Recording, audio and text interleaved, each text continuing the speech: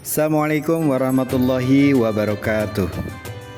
Perkenalkan, saya Mambaul Izz Ibnu Hakim, mahasiswa PJJPAI dari kelas A11 dengan NIM 22811300522. Pada kesempatan kali ini, saya akan coba berbagi ilmu pengetahuan tentang fikih muamalah. Untuk memenuhi tugas terstruktur, membuat video presentasi pada mata kuliah fikih muamalah. Pada video yang akan saya buat kali ini, saya akan membawakan materi tentang muamalah dalam Islam.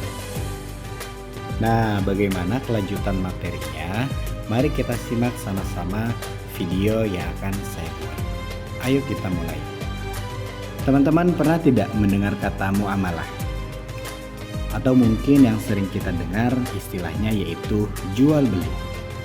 Nah, pada bagian pertama kali ini, sebelum kita melanjutkan materi lebih jauh, mari kita mulai dengan pengertian apa sih itu muamalah. Baik, kita coba jelaskan secara perlahan apa itu muamalah. Muamalah secara pengertiannya menurut Islam yaitu aturan dalam Islam yang mengatur hubungan antara manusia dan kehidupan sehari-hari, terutama dalam kegiatan ekonomi dan sosial seperti jual beli, sewa menyewa, dan kerjasama. Kalau dilihat dari pengertian tadi, sebetulnya secara tidak sadar kita sudah melakukan praktek muamalah. Tetapi apakah muamalah yang kita lakukan atau transaksi yang kita lakukan sudah sesuai apa belum sesuai dengan syariat Islam? Di dalam Islam ada beberapa aturan yang harus kita patuhi ketika kita akan bermuamalah. Hal ini bertujuan agar hubungan antar manusia berjalan dengan adil, jujur, dan tidak merugikan pihak lain. Mari kita lanjut pembahasan yang lebih mendalam tentang muamalah. Nah, mari kita mulai dari bagian yang pertama, yaitu ada dasar hukum muamalah.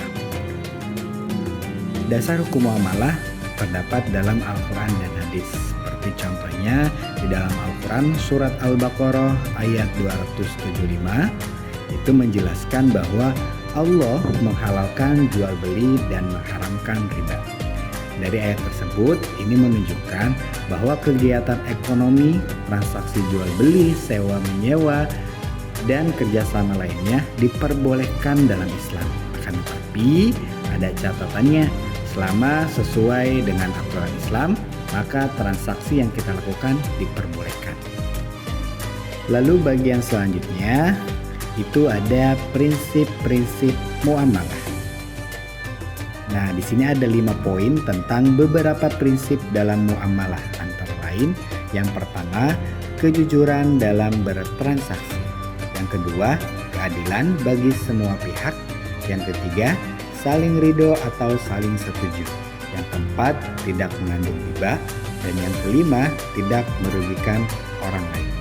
Nah, prinsip-prinsip kelima prinsip ini harus kita patuhi agar praktek muamalah kita dapat sesuai dengan syariat atau aturan Islam.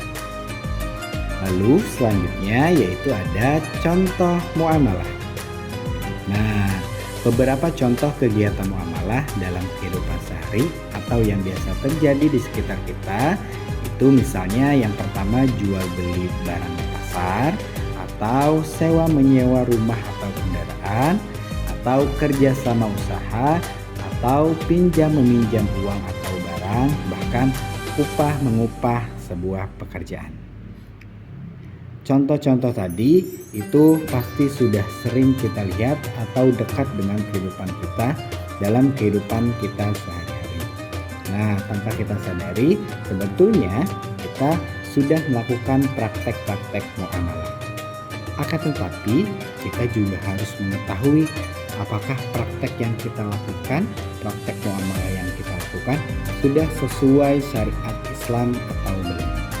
Maka selanjutnya yaitu ada muamalah yang dilarang dalam Islam.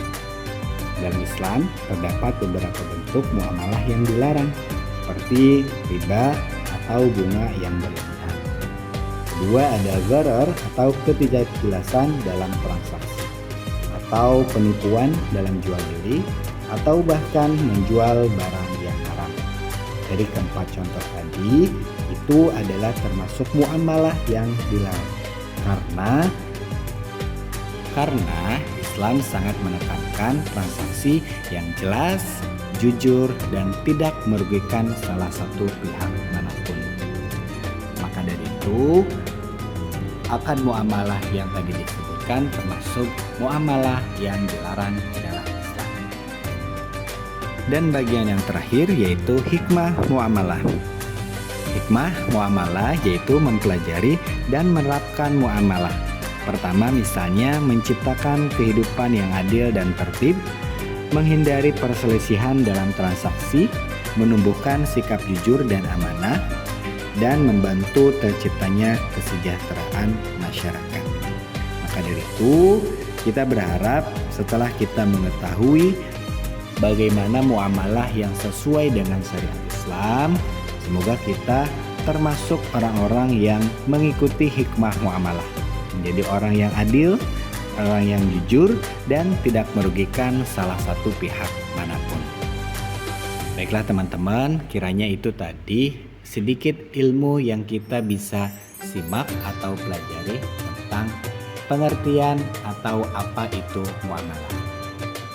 Maka dari itu, saya berkesimpulan dari materi yang sudah dipaparkan tadi bahwa muamalah adalah aturan Islam yang mengatur hubungan antar manusia dalam kegiatan sosial dan ekonomi. Dengan menerapkan prinsip muamalah yang benar, kehidupan masyarakat akan lebih adil, jujur, dan penuh keberkahan.